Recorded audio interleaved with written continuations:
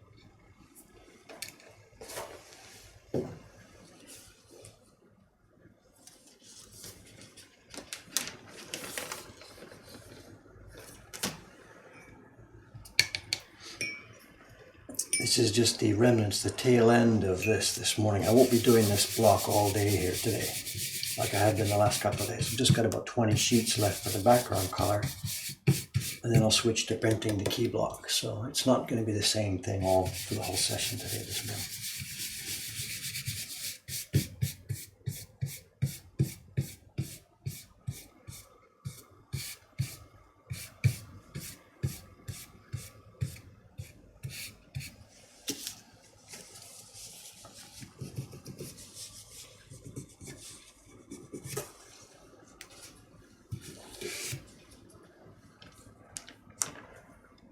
The YouTube video yesterday. No, and no. My desk downstairs is covered with stuff, and it's even more covered now than it was yesterday. I'm sorry. No YouTube progress yesterday at all, and I doubt very much I'll be even able to look at it today. But I shouldn't really talk about things coming up, because when I don't get done, everybody's disappointed. But I'm sorry.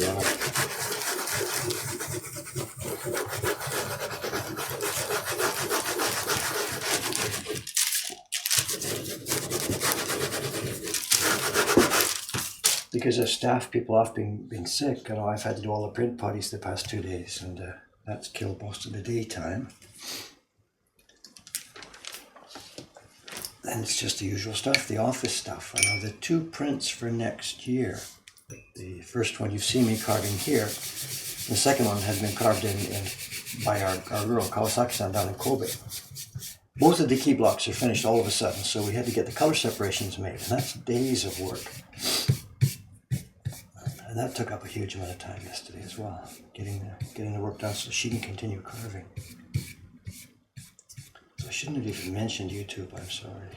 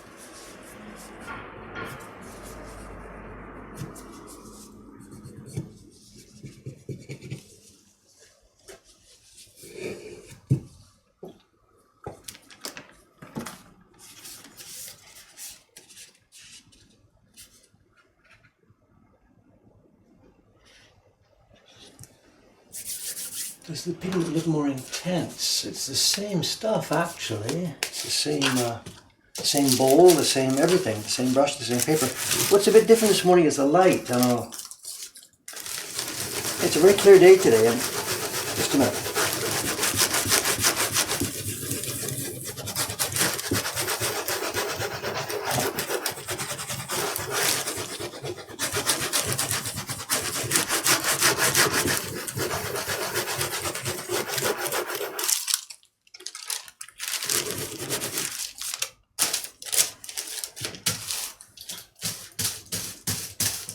It's been cloudy the last couple of days, and today it's bright sunshine, and we're getting a reflection from the hotel across the street. It's reflecting right into this window, so I think that's changing the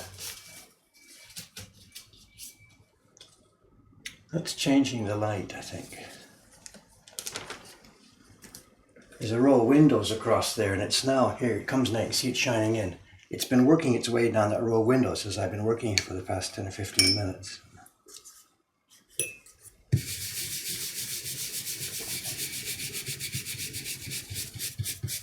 Here it comes. The sun's going to cross that window and then be gone in a few minutes.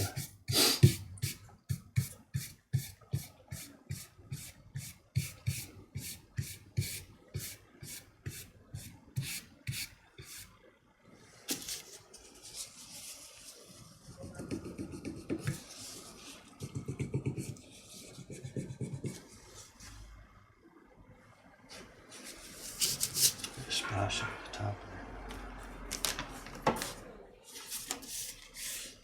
It's bright sunshine. There's no way you can work like this normally. It'll just be here for a few minutes and then it'll be gone.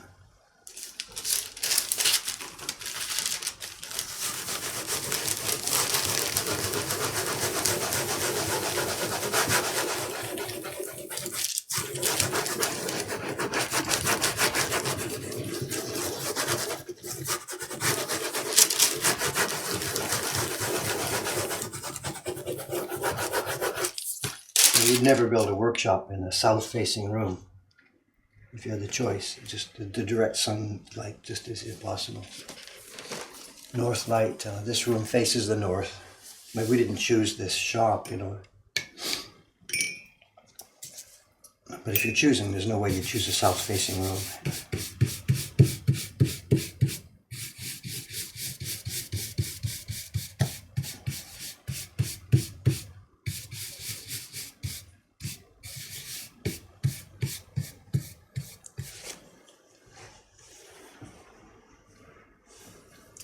Pretty well standing, and a couple of guys do this. Namabe-san works like that, and some of the modern guys work like that. They think it's possible to put more power in, but we don't think so. Absolutely not.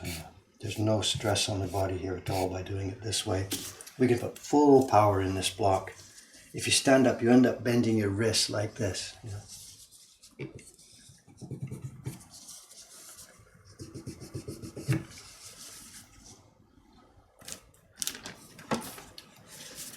We're not doing it sit it down because this is the way it's always been done. Just really, really efficient.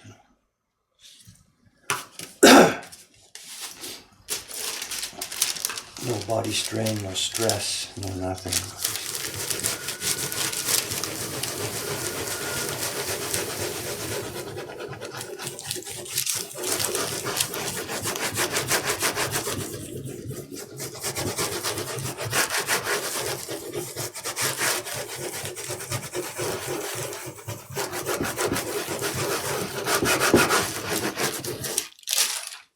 Standing up to it depends on the scale of the work you're doing.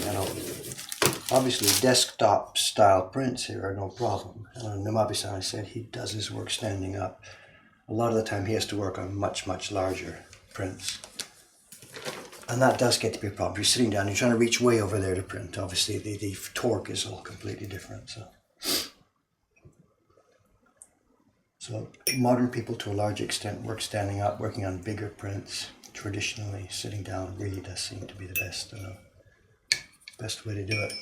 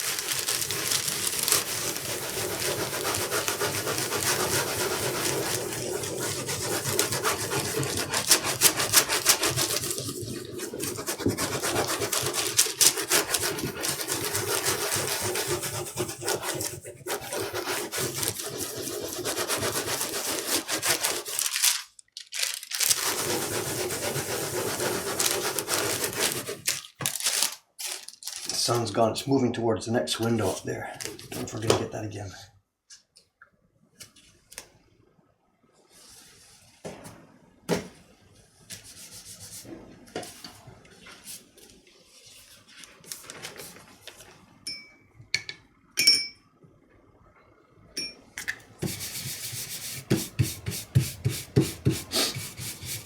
Anyway, just joining, I can, what's going on today is I'm on the background for the owl, but I've only got about 20 sheets here today.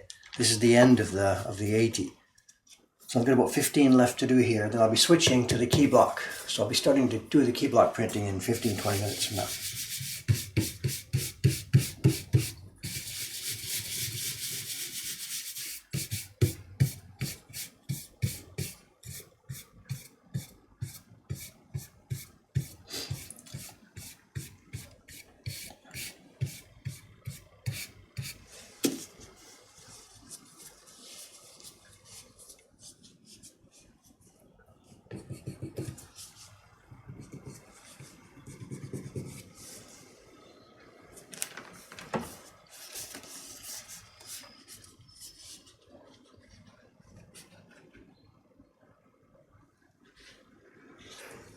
That was a strong line of pigment, so I'm not quite sure what's going on. There's three bowls here, eh? It's water, paste, and pigment.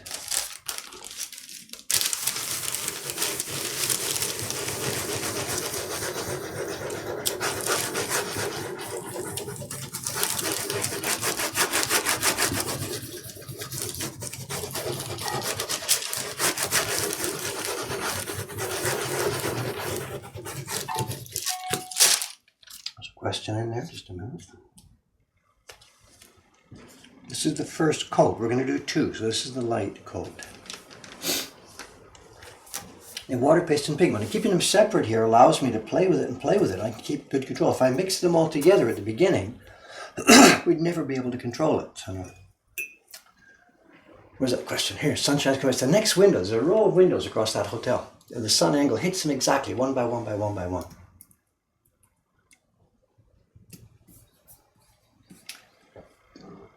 Twitch questions.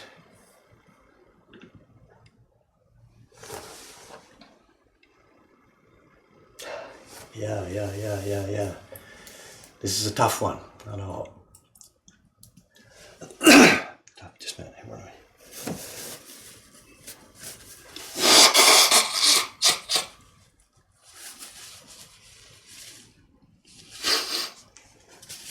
Excuse me.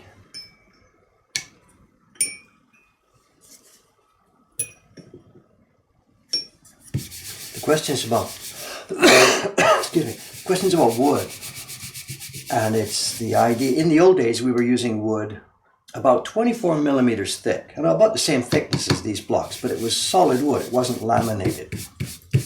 That's all they had. Of course, there was no other technology, plywood technology. And the downside of using a solid block like that, of course, is that it will warp easily. It'll bend and twist and check and split.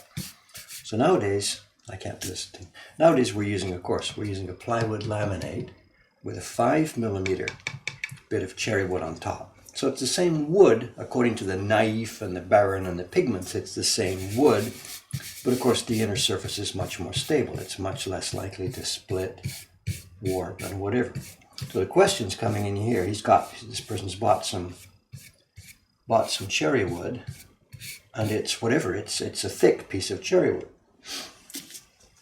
So how do you get it thin like this to ready to be put on plywood? And we did a blog post about this a while back, and we, of course, here in the shop here have no such technology. You're talking about a very large, it's a resaw in English. The log, whatever goes through the saw, and it slices and slices and slices and slices.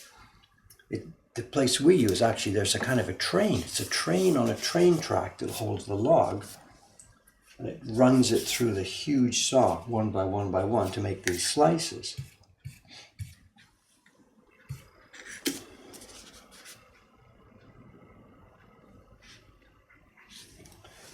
And without that machine, there's no way we could do that ourselves, of course. So for you in your home now, you've got a piece of wood and you want to slice it into 5 millimeter slices.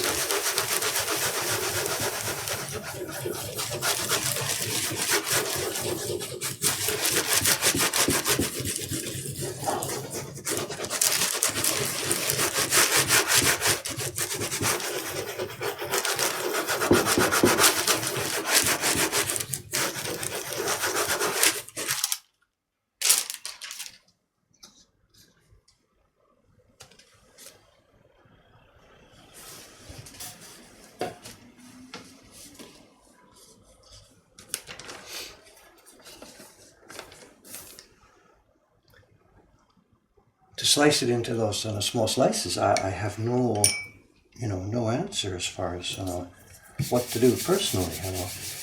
If you're in a larger town or a city somewhere, there were probably wood yards or lumber places, or not machine shops, that's metal, but places that deal with resawing. It's called resawing, resaw, splitting a large piece of lumber into small thin planks.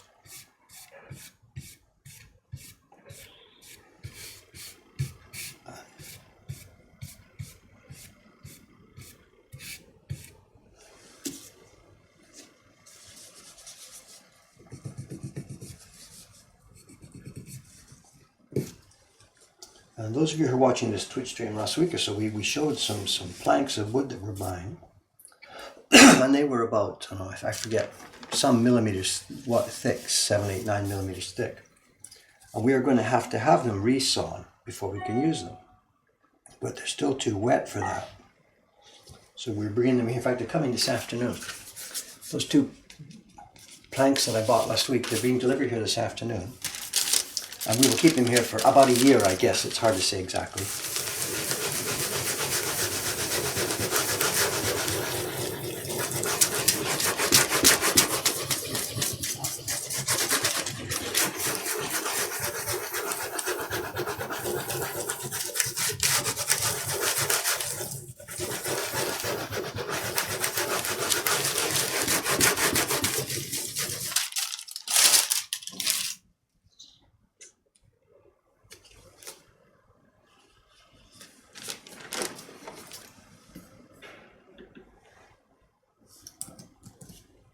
Questions. I'm sorry, it's running by a bit too much here.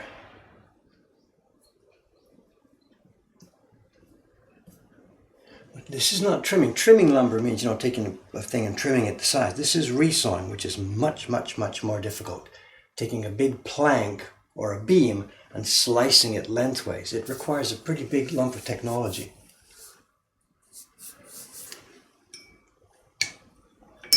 Now, this is Tokyo. There's lots of technology available here, and down in the Kiba lumber yards, there are companies that specialize in this.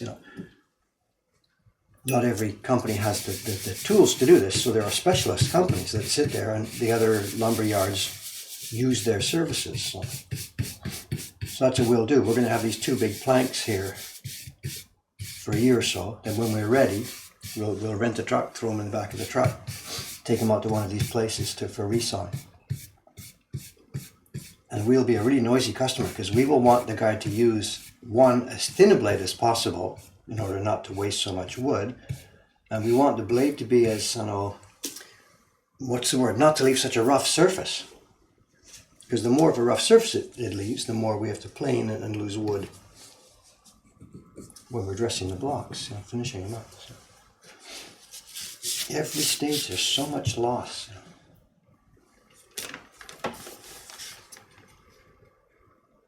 There's 2 sheets left in the pile, then we're going to flip and do the second cover, so second coat.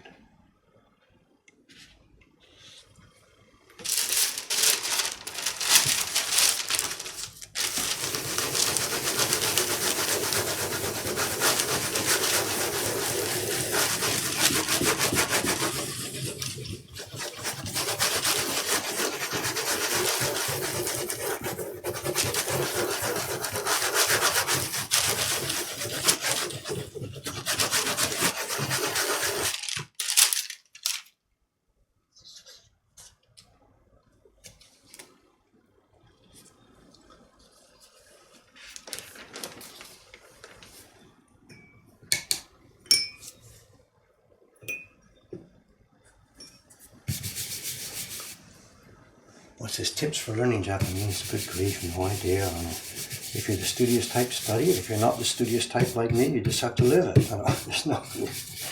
There's 2 ways, You do it in the classroom or you do it in life. There's an expression that used to be used. I don't know if they still talk about this. The post-war guys. They tried to find what they called an ikijibiki. Ikijibiki. I don't know if the expression is still used. It's a bit of a not so polite expression. Iki-jibiki. Although that's an expression from decades ago, and I don't know if it's still current.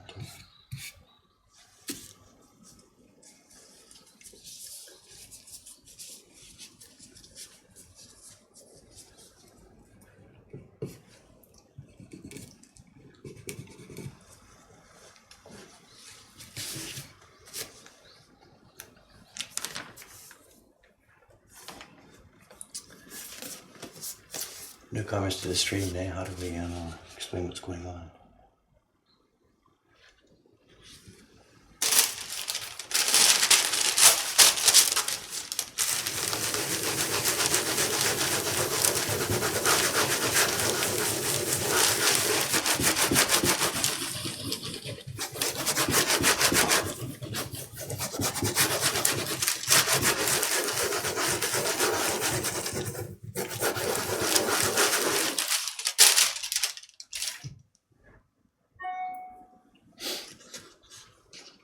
Nobody found that expression, did they? I always thought somebody was gonna Google it or something. Okay, here's the 20 sheets now. That's one pass through to give the blue. I'm gonna do the stack again, same thing. Print a little bit lighter, a little bit softer.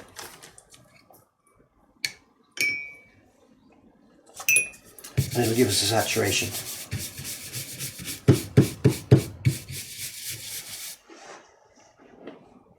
Oh, William's here, William Francis. Good morning, sir. Are some prints on the way to me here? I keep hearing, I'm not sure.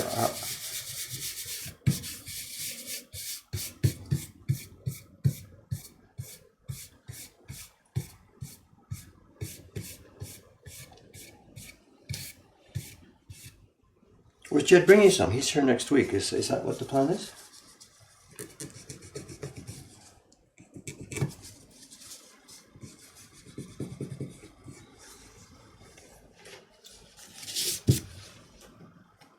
Ikijibiki, a walking dictionary. It's a living dictionary. It means, simply put, a girlfriend. You know, you get a Japanese girlfriend.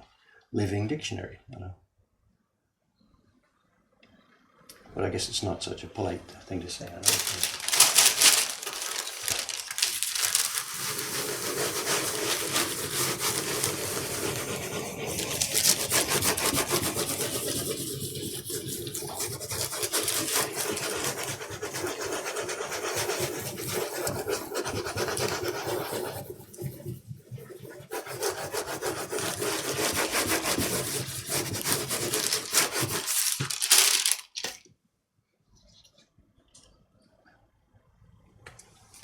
Here we are, much deeper, richer blue.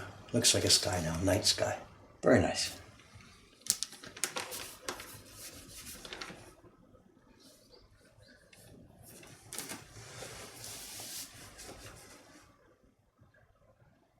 Ah, I see, okay. So Jay, we are going to get some prints then anyway, so, okay.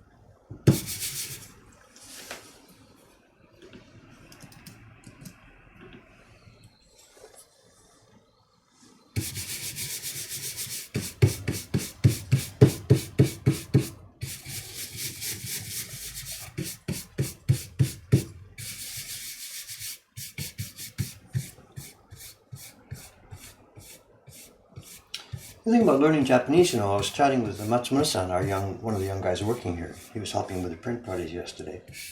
And he's working, he's not here every day. He works for us 3 days a week. And on his other days a week, he's looking for different things to do, different jobs. And he's started doing part-time work on Skype teaching Japanese. Not so much teaching Japanese, but practicing Japanese. People overseas who are, trying to learn their Japanese or get better at it. And he spends X hours a day Skyping back and forth with people. It's arranged. It's not his own business. It's arranged by some company. And he's one of the Japanese people on call. So there's clearly that option these days, Chance to practice.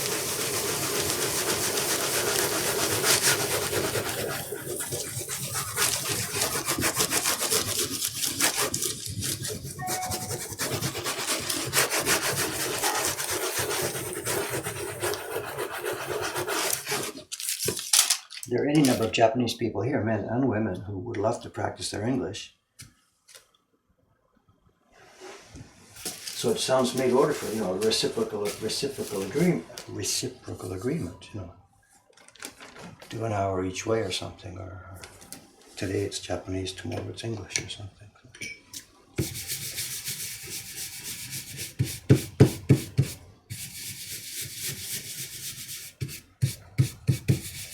So there should be lots of chances to practice language, movies, you name it.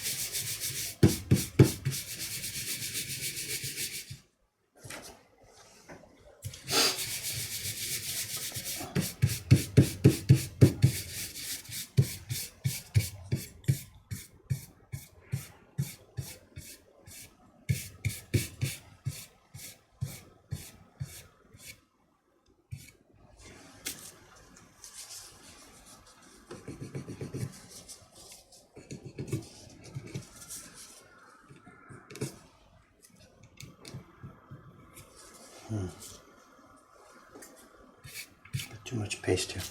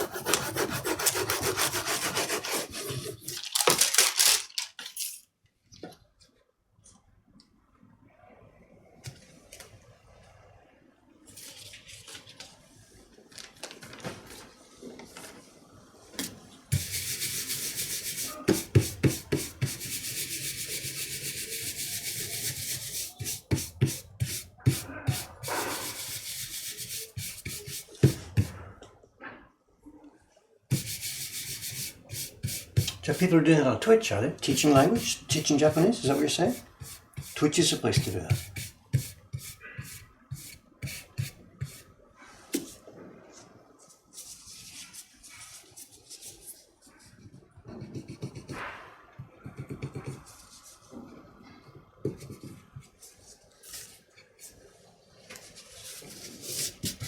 Should we be doing these streams in Japanese?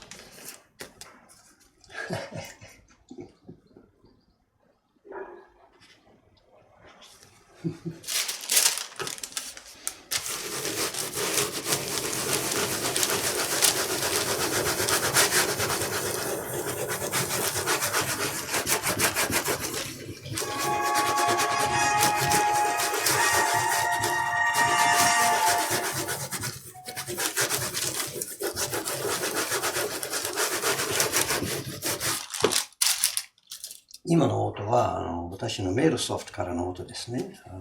ウェブページからの注文が入れば、僕のメールソフトがこの音を並びますから。スタッフからの今日は結構うるさい、やめてくださいという件になりますが、僕は大好きでしょう。大切なお客さんの注文が来ると、この音が出ていると喜びますよ。Is that the way we should do this? Should we do these streams in Japanese? You'll learn from my sick Japanese. Not sick Japanese. I'm okay, but my Japanese is okay. But I've never studied it, so there's lots of things that I miss or get wrong. It's not that my Japanese is a dirty, rough street Japanese. It's actually more straight and more formal than most people speak here. But it's definitely heavily accented. My accent is no good. One guy on Reddit a while back, there was a stream. I did a video, one of the videos in Japanese, the one for Ghibli.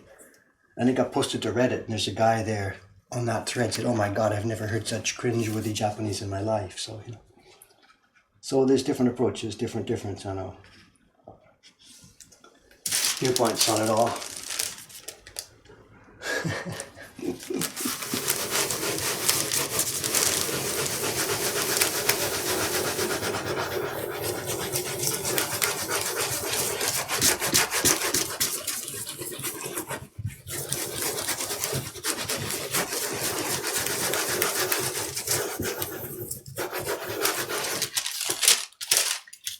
The cringeworthy thing for me is when I see the old videos and all. Over on my website, there's a section of old media clips, going back to like 1989 and stuff. And in there's things like I was on NHK News one night and stuff like this. Back 25 years ago, so more than 25 years ago. And I'm there on live TV and something, and they stick a mic in my face, and I'm like, I don't even barely understand 10 words of Japanese, and I'm trying to speak, and that's cringeworthy, really cringeworthy. But nobody cares here, There's a real paradox here in Japan. They don't want to speak English because they're so afraid of making mistakes. They don't want to embarrass themselves. But the other way around, when you try to speak Japanese to them, it's okay, anything goes, anything goes. They're glad that you're trying. Cringeworthy it may be, but at least there's communication going on. But they won't do it themselves. They won't accept that for themselves.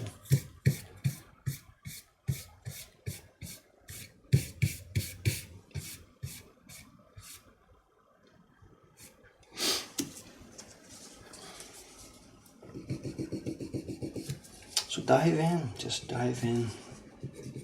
If you worry too much about how good it sounds or how bad it sounds, that's just what the Japanese do. They'll never get any communication done. Just dive in, cringe and dive in.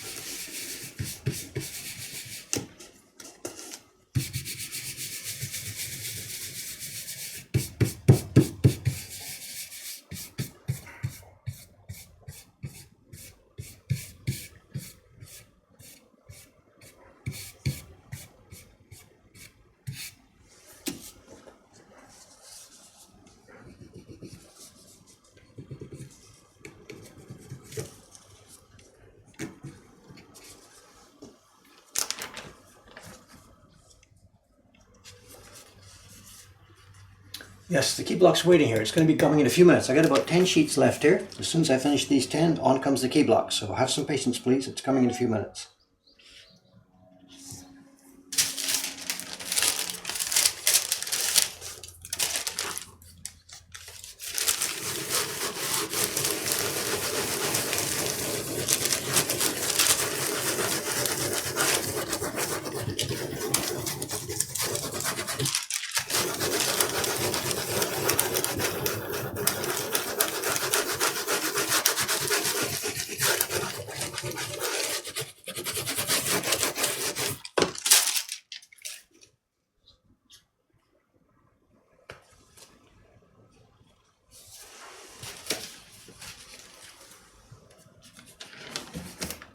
In fact, now that I think about it, I should start to get it ready.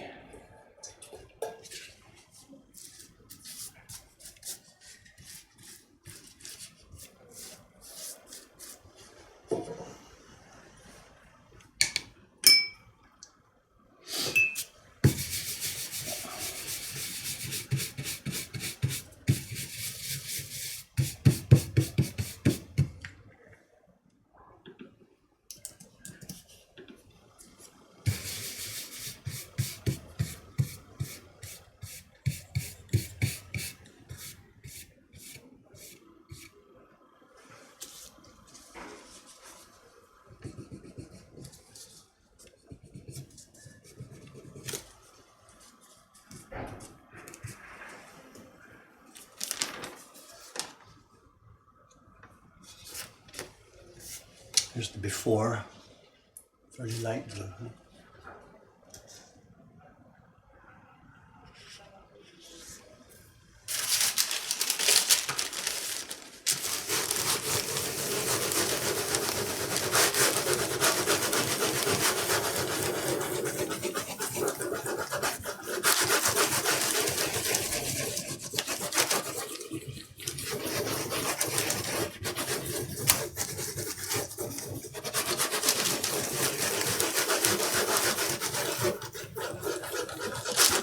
Second rubbing is lighter for a bit longer to try and avoid leaving strokes from the barrel.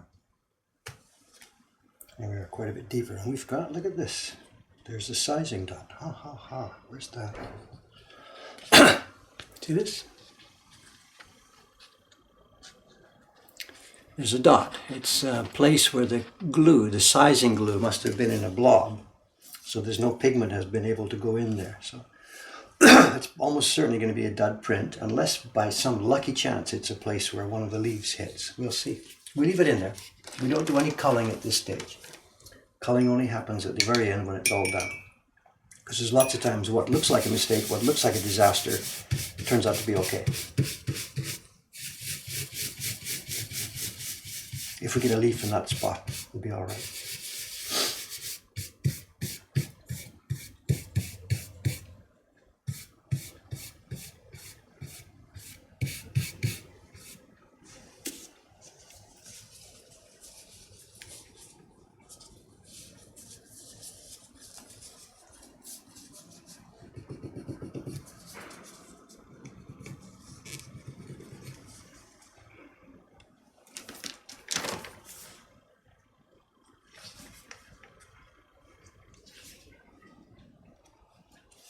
I think there's 5 sheets left now. This one's a very soft, thin one. You have to be really careful with this.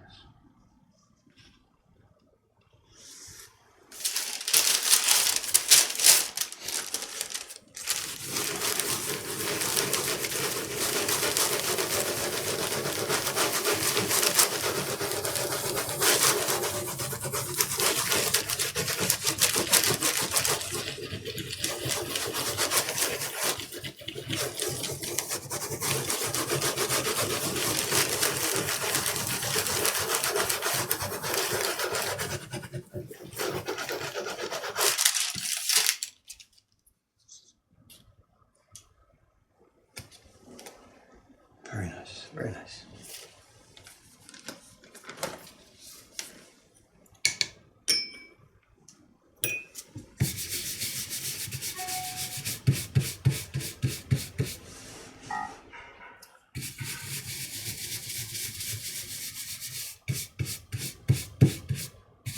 Speaking about the fan page, somebody's mentioning it there, and I got an email overnight saying, "Do you allow this person to become a member of the group or something?" And I was like, "Why is this?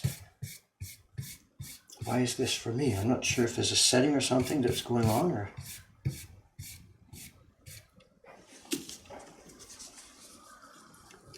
I hope nobody's put me in charge of the group. I know. It's fun to see and fun to poke around in and answer some questions there, but I don't think it should be my group. So I think there was a setting mistake, I guess. I don't know.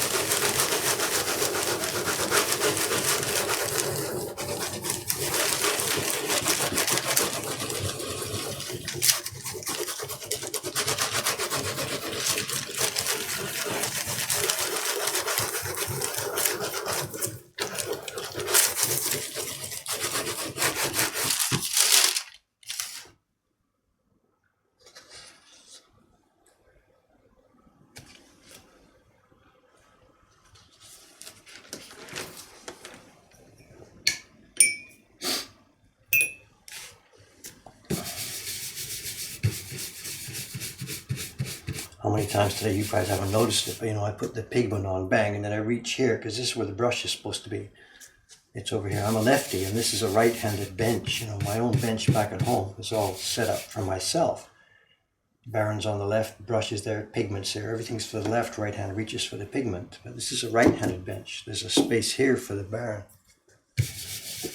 None of the benches here in a Saksar were built for lefties, of course. So I'm a bit homeless here. My carving bench downstairs is basically ambidextrous, but these benches are all very strongly, heavily designed for right-handers. There are no left-handed printers in the Japanese traditional world. It just doesn't work. It's too difficult to do left-handed. 3 sheets left here, then we'll switch to the key block.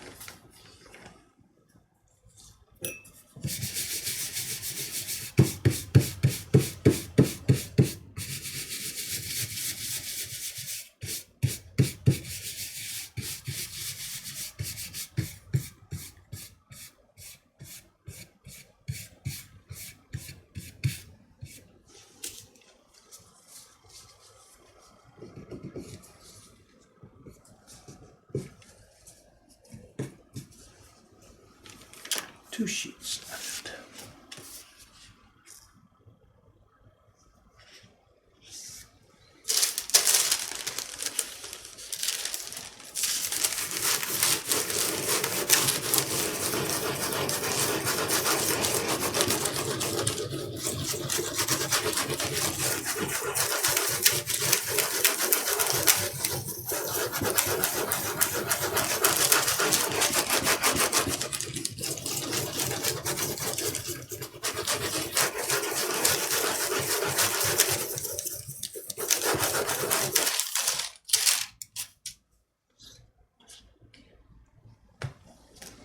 Ooh, nice, nice, nice.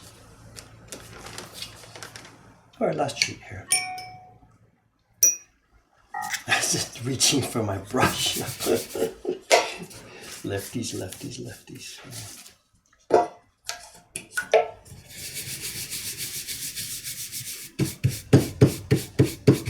somebody asking about the lefty thing, I'm sure. Yeah, okay, give me a minute. Let me finish this sheet and then I'll try and show why.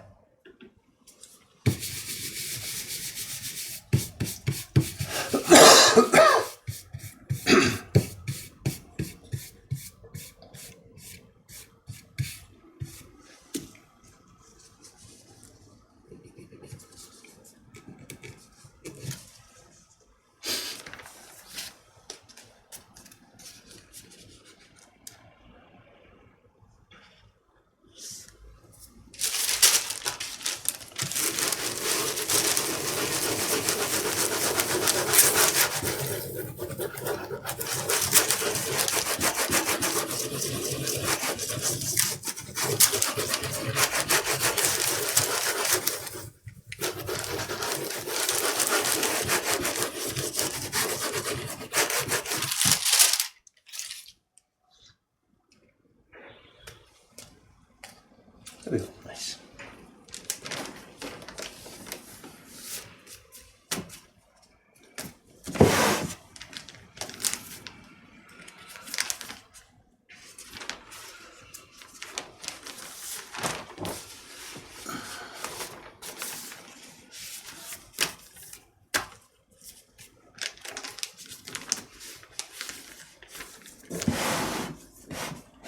Okay, the lefty thing, I know. Just a minute.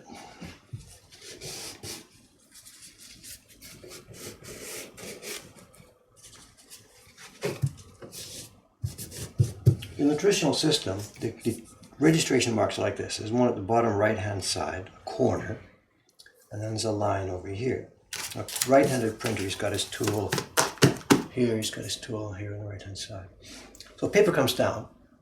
Well, let me get a sheet of paper, whatever.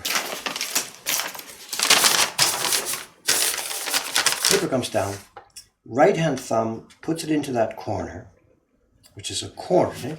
Left hand puts it against this line. Paper goes down. And we don't ever let go with both hands to do stuff because the paper is going to slip and move around, possibly. So lock it in perfect position in the corner. I can hear two places, bottom, right. It's a corner. Thumb locks it. Left hand thumb locks here. Now with the left hand thumb holding, right hand picks up the bar. Now a right-handed printer, when you think about it, pushing or pulling back like this is much, much stronger. That's where we see it. To push is weak, to pull back with your full body strength is really strong. So the right-hand printer, with the paper pinned in place, takes his first touches on the paper and he makes them in towards the registration marks. So the paper doesn't move. A printer, if you pushed with your first touch, the paper can possibly pull out of the registration marks. So anyway, he pulls in, pulls in, pulls in, pulls in. Now the paper doesn't move now because it's set into the pigment, but now printing, his power strokes are pulling, pulling, pulling, pulling, pulling, pulling, pulling, pulling, pulling, pulling. Nothing that will tend to move the paper away from the registration marks because the paper is being pushed against the marks rather than pulled away from them. So a lefty comes along like me. I've got my thing on this side. In it goes to the corner. Here it goes down. My left hand comes off. And if I do it with the sensible way, pulling, pulling, pulling, pulling, the paper bit by bit by bit gets pulled out of the marks and our registration is lost. So I have to spend all my time pushing, pushing, pushing, pushing. So I've lost, what's the percentage? 10%, 20%, 30%? I've lost X percent of the possible power that can be put into this block. Okay, no problem. I'm a lefty, carve the blocks the other way around.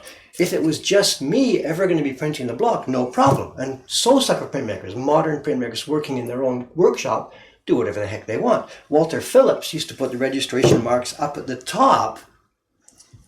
Can I see this on the camera? He'd hold the paper in his teeth, put it up there, and drop it back down on. This is Walter Phillips working in Canada in the 1930s, 40s, 50s. If you're working by yourself, do whatever you want. But if you want your blocks printed by other people, here in Japan, you got to make the registration marks on the right-hand side. So you lose a ton of power by being a lefty. It's much more easy to mess up the registration and you lose a ton of power. If some young person came to our workshop and said, okay, I would like to be a printer, please train me, please train me.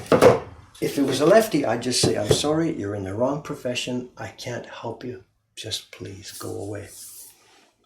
I can do it because I didn't know any better when I was starting, struggle through it, still make more mistakes, still get a loss of power. I'm not a professional printer, as far as being a full-time professional, nothing but a printer goes. I'm a guy that fools around with this. You guys out here, if anybody's a lefty, go ahead, do it. It doesn't matter. We're talking about doing this as a hobby or learning or having fun or whatever. That's fine. But I wouldn't take a professional trainee who was a lefty. It just isn't going to work.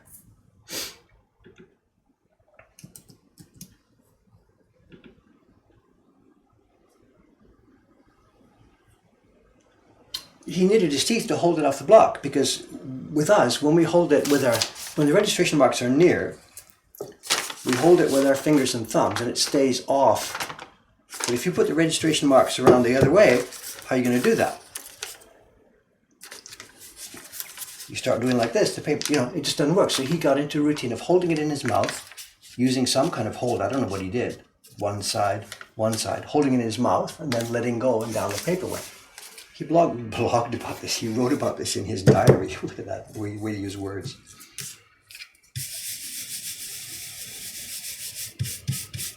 He's long gone now. He died in whatever, in the 60s or 70s, I think. Fabulous, fabulous work.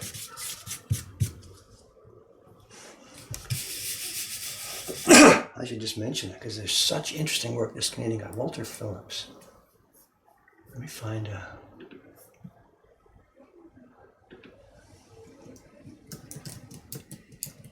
I don't remember if it was 2 L's or whatever. Yeah, here we are. These are some good samples of his work somewhere.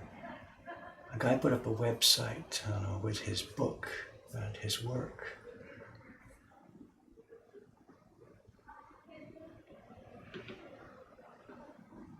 Where are we here?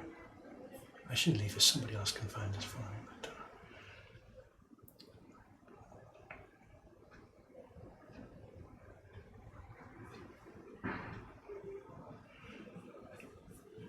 But, is the website there?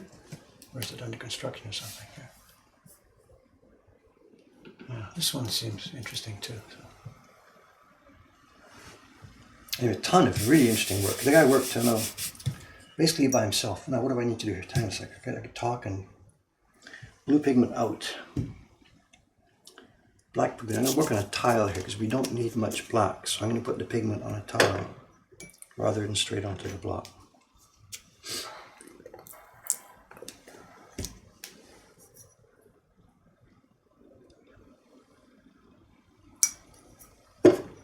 Doesn't show on the camera name. Should I move this over here? What should I do here? Just a minute.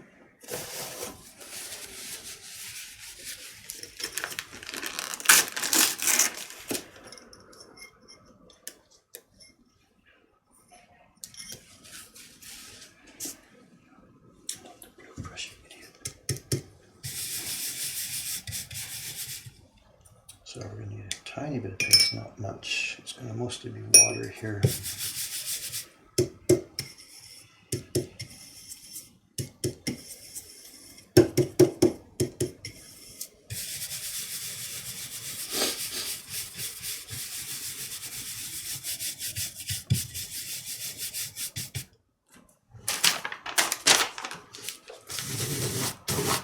Different barrel too. This is way too strong for this block.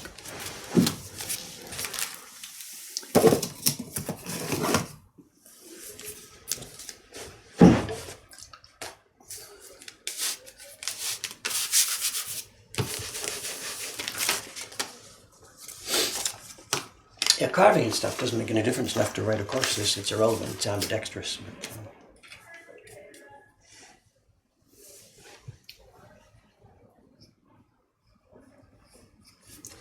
But, Phillips had no connection with the Japanese people at all. He worked with Urushi Barasa. Phillips lived in England and Canada back and forth. He went back and forth a number of times during his life. And he was in England during the time that Urushi Barasa was over there. This is pre-Great War and just after the Great War. So Phillips learned some basic Japanese techniques from Urishibara, the young Japanese boy who was in England in that period. And also hugely self-taught, you know, Canadian guy, just, you know, figure out a way to do it and do it. You know. He was a watercolor painter first. His works all were done first in watercolors as a watercolor painting, and then he made a woodblock version of them. Did also some black and white. He did some etching, but it's the woodblock prints that are clearly the most beautiful. Very interesting guy. Brought up a bunch of kids, all from his woodblock printmaking, you know. He did them in portfolios and subscriptions. This is back in the 20s and 30s.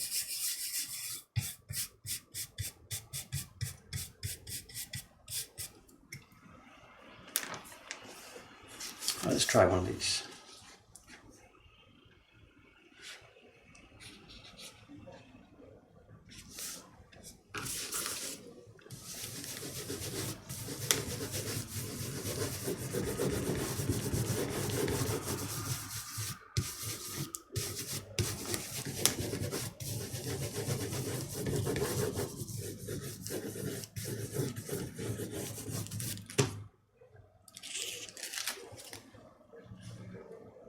Good. I want fuzziness around the edge, Nate. What I want is the thing to decay. Where am I?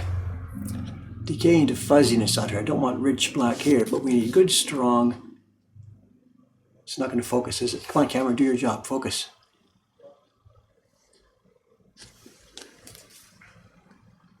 That's about right where I want it, I think. Looking good. We're going to use water and this black, just dabbing back and forth to try and keep it at the right density.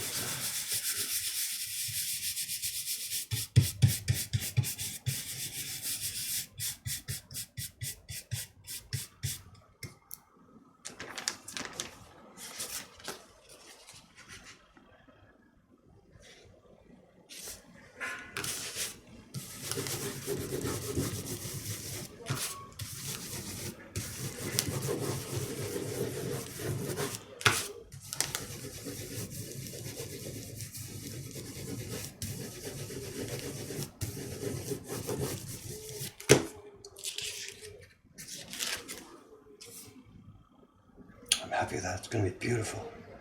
We are fading out at the side. See this? A reasonable black in the middle, and I'm using barren pressure, less pressure around the corners. Normally that's a mistake for us, but I want this to be fadey and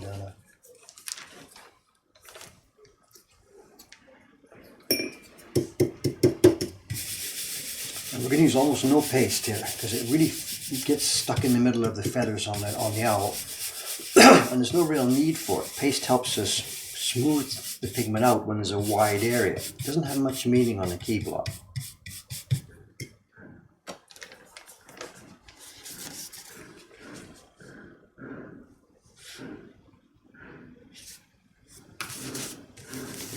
Tack it down, stronger pressure here, lighter pressure, just a bare touch top corner, bare touch bottom corner, and now firm pressure in the middle of the owl. I'm trying to put the pressure right there in the middle rather than around the outside.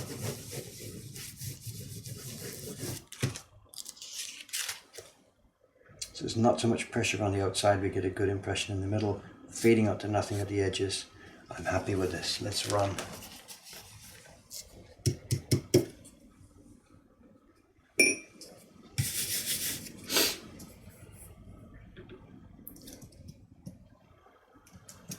Yeah, there's oil on the pad here, and in fact, actually, I need a bit more. I don't know where Kawai-san keeps his.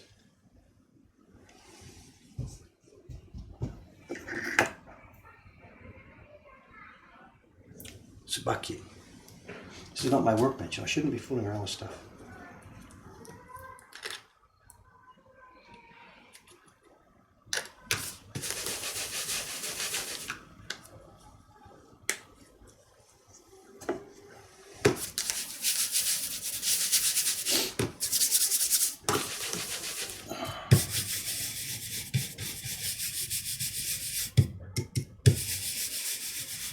Camillo, eh? Actually, I've got some on my thumb. That's really, really dangerous.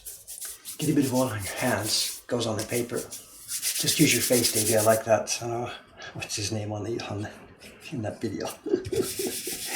Whatever. The old guys at this point whatever. The old guys, they never wash their hair. Their hair is gunked up. When they need the oil, you just go like this on your hair and it's okay, you know.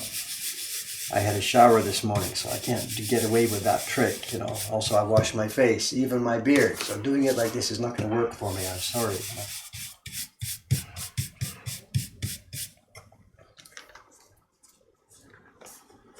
Back in the old days, fine, before showers.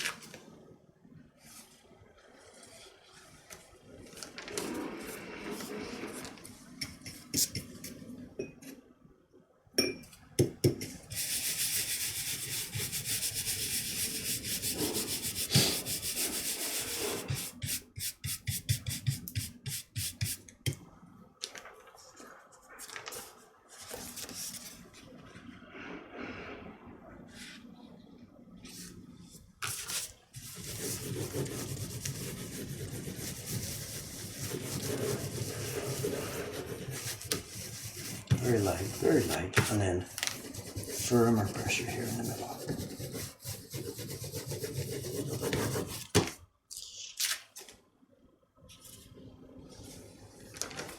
Very happy.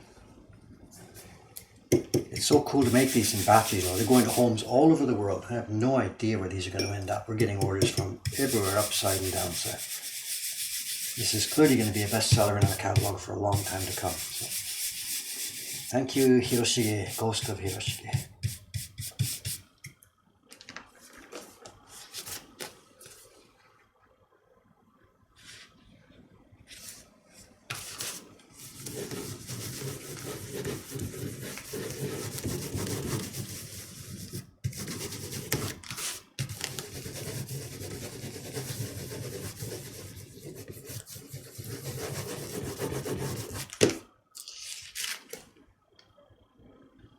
Might be getting a tad too dark, I'm not sure.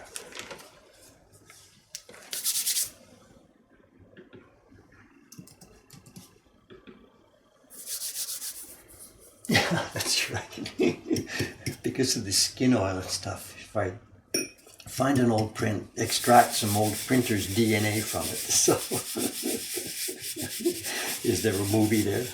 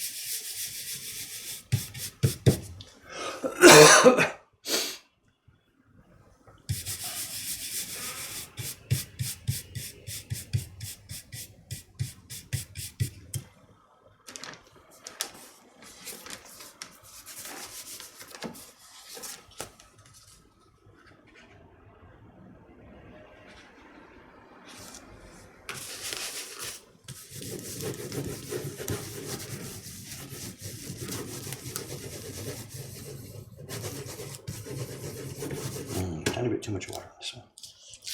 You see it comes through back. Yeah, too dark, too dark.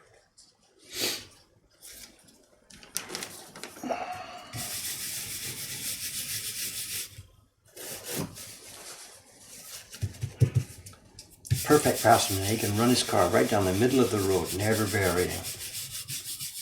The less skillful the craftsman is, the more you go to the left. Whoops, too dark. Whoops, too light. Back and forth. If I was perfect, it's one finger on the steering wheel, just lightly going down the middle of the road.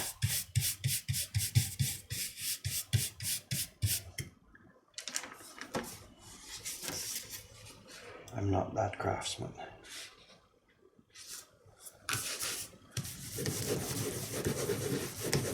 I don't end up in the ditch, but I'm not down in the middle of the road. So.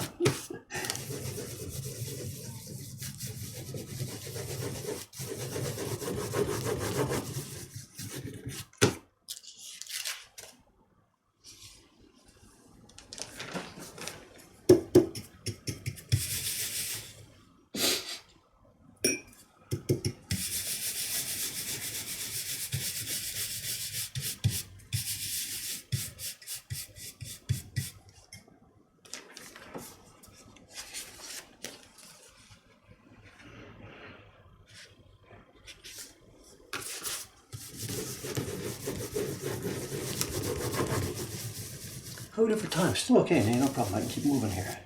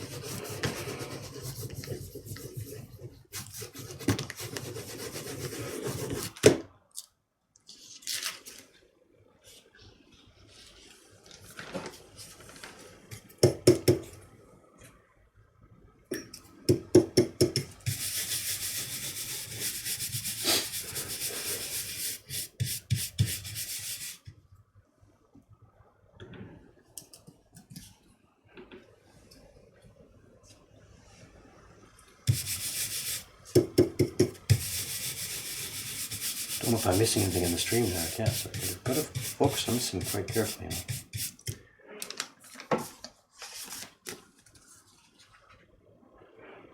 The problem with the key block here is timing. If I look up for 10-20 seconds, the block really dries out. That color block was given such a lot of pigment on it. It got fairly saturated. It got fairly wet. It was okay. I could break for a minute, 2 minutes, come back and just pick it up. This key block is dry. We're working just with the top thin layer of it. And if I look up here for, a minute or something and don't touch it, it really, really dries out.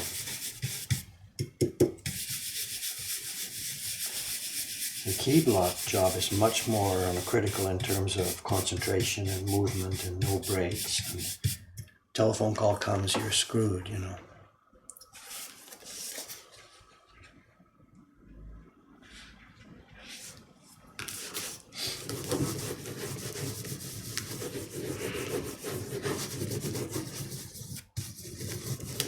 Also, too, on most typical prints, the key block is the actual outline. The colors go inside them. So you've got to be really, really careful with the registration. A tiny bit off on the key block, if you're wandering, a little bit left, a little bit right, a little bit left, a little bit right. And when it comes to time to do the colors, they're all off. You don't know what's going on. Are you wrong with the color block? Was the key block wrong?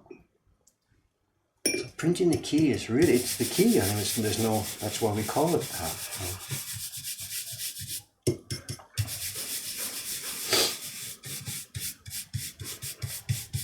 With this owl print, luckily it's not so bad because the colors don't actually fit within any lines that are on the key block. The colors are just going to be leaves and stuff floating around in space.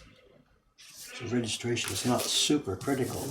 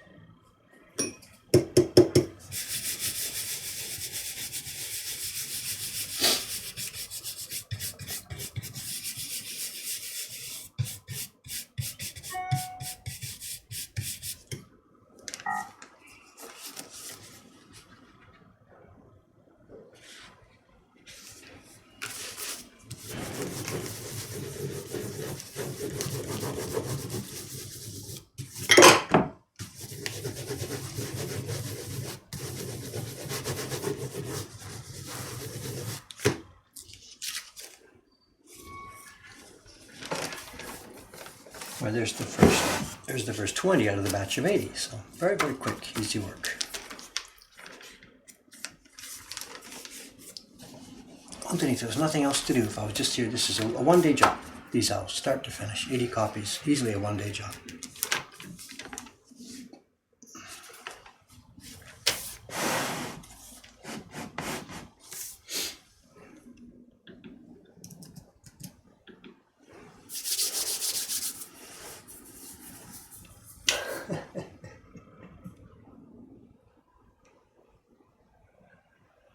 The question about learning from the old guys and passing it on, I think obviously there's a stream here. It's not stages. I know I've written and talked specifically about most of what I've learned has been not so much from people doing it these days, but from looking at old prints. Look at that break, 1 minute, 2 minutes, packing that paper, it's now gone dry. The next print is going to be very difficult because it's easy to put water on the top of the block. Just that little break, I gotta blow my nose too, that'll be worse.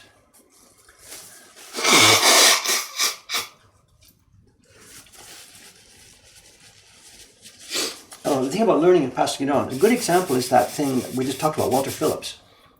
Urishibara was a young boy who went from Japan to Britain in 1910 or 15 or somewhere around there, stayed, and he taught many English artists and craftsmen many of the Japanese print techniques. And there was a boom in Japanese printmaking, Japanese style printmaking in England in the Middle War period, between the wars.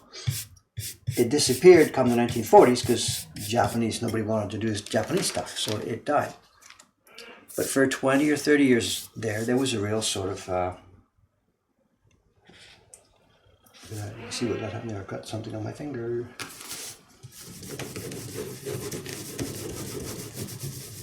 There was a real sort of boom in Japanese style printmaking in England and France during those wars, 20s, 30s. And then it died because of the social context changed when the war came. So sort of maybe it's the same thing here. Dave here has taken this information. Where's that mess on my finger? There it is. Look at that. Dave here has taken this information and dumped it on the internet. Lots of people are seeing it. It's the same thing as Urishibara did in the 1920s. He dumped the information into a new society. And a bunch of people are getting interested in trying it. And maybe the same thing's going to happen. It'll be a bubble of boom. 10 years, 15 years, lots of people are going to try it, and then fade away, fade away, fade away. Well, this time maybe not, because the internet is here, and presumably there won't be another war getting in the way with Japan.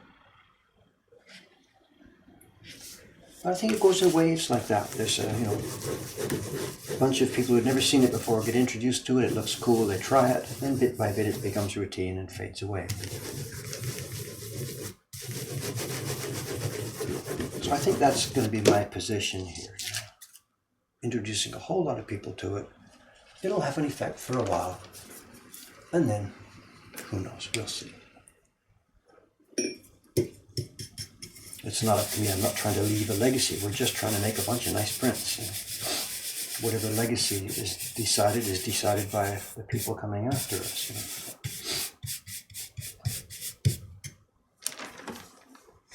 Without trying to be pretentious, our main job is just simply to make a bunch of nice prints, make a living, have fun.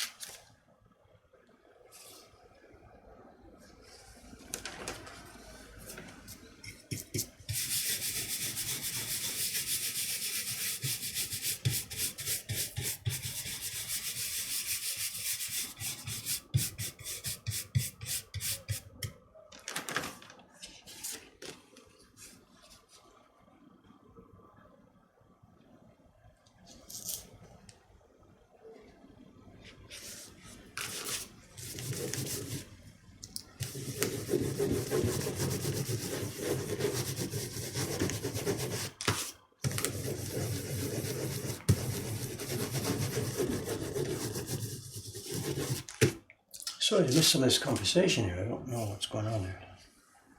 I really can't stop for too long here. You know? It's a simple block, but it's the timing. It's the timing, eh? Very simple to print, but timing. How much pigment, how much water.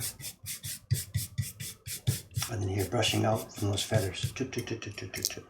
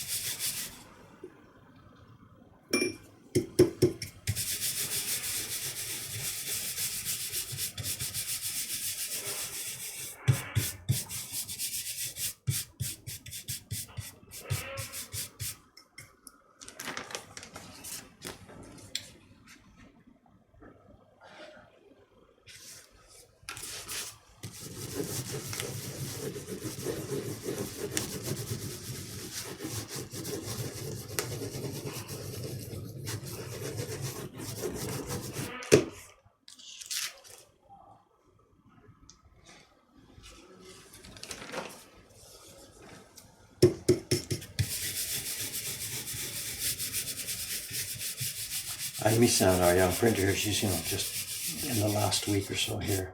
She's doing some New Year's cards for us before she goes off for good to have her baby and stuff. She saw me doing this yesterday, and she thinks my sky is too light. She thought it needed more, assuming more black put into the mix.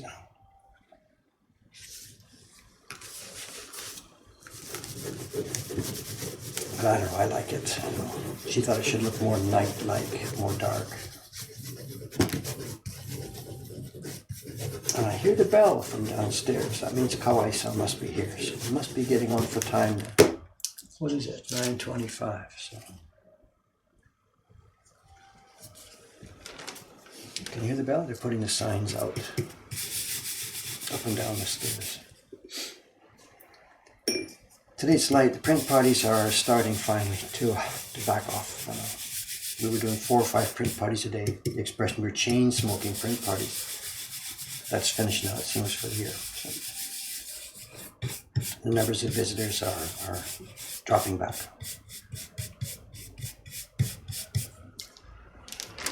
We have lots of things to do.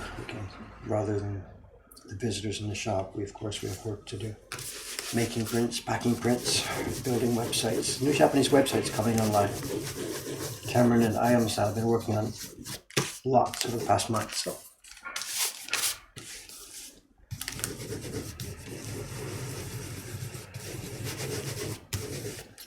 The thing behind me it's a humidifier. The girls find this way too dry. not so much for their work. They can easily put water on the paper. They find it too dry for their skin and stuff. Here in Kanto, in this time of year now, November, December, it's bone dry. Humidity says, what does it say? It says 65, which I think in human terms, that's pretty low, you know.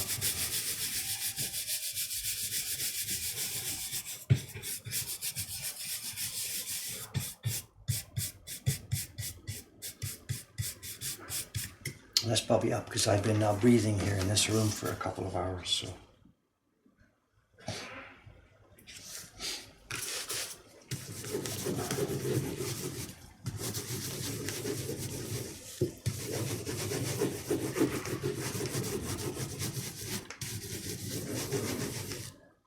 Maybe for the scheduling enough, it's coming to the end of my time. What's this? Today is Saturday.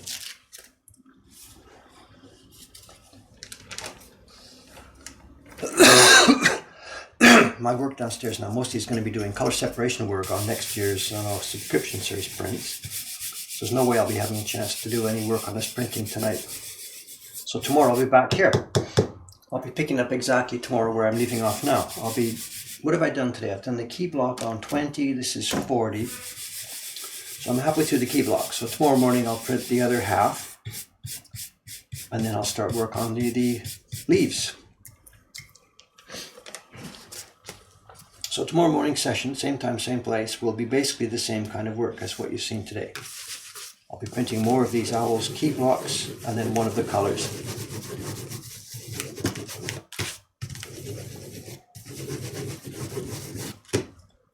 And after that, I'm not quite sure. It will either be more of this printing or it'll be carving work on the color blocks for the first of next year's subscription prints.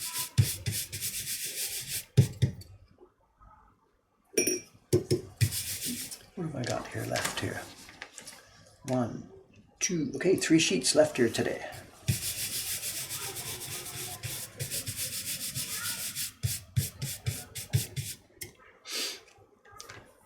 I'm sorry if I've ignored stuff. That chat has been pretty busy here, but I haven't been able to follow it along. I'm sorry.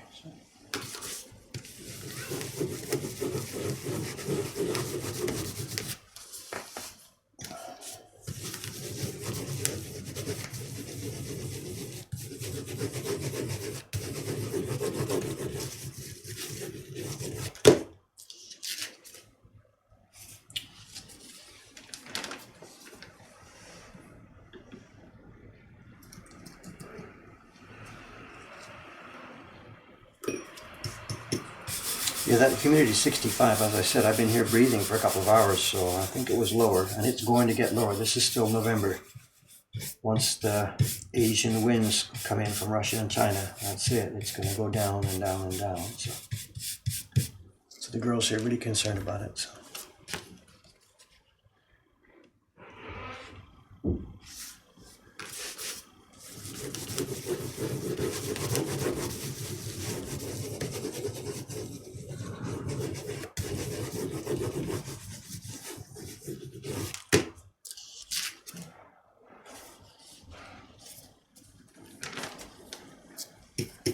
All right, last one for today here.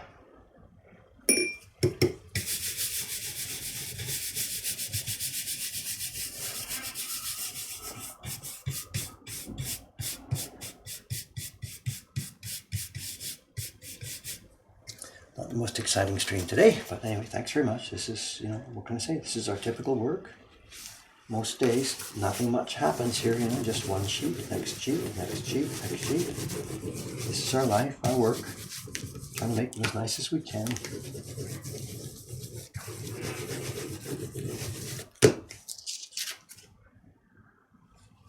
Nice blue, good. All right, there we go. So that's it for today. As I said, I'll be back here tomorrow, same time, same station. With more owl printing.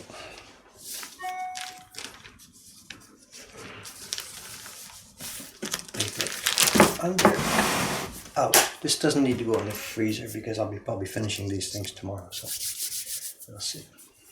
Jameson, I did see your mail and I have been snowed. I'm sorry. I've got production work that has to come first. I'll get to your your email when I have a chance to do that. I'm sorry. It's not forgotten, I'm sorry, just give me a break. I know. I'll get to your request when I have a minute. Okay, buddy, thanks very much. We'll see you tomorrow. Hi, back here, same time, same station. Thank you very much. What do we do here first? I can't find the camera off.